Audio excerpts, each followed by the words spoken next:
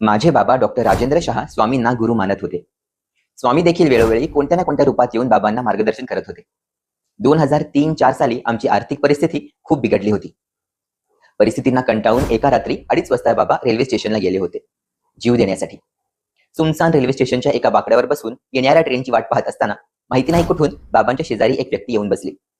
त्यांनी बाबांच्या खांद्यावर हात ठेवला व ती व्यक्ती म्हणाली, "बाळा, तू तर आज निघून जाशील, पण तू गेल्यावर तुझ्या अमी आकाश आणि हेमूचं काय होईल तू याचा विचार केला आहे का?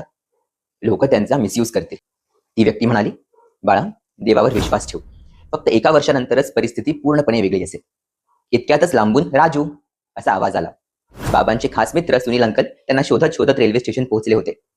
अंकलने पळत पळत जाऊन बाबांना गच्च मिठी मारली. दोघांच्या डोळ्यातील अश्रू थांबे ना.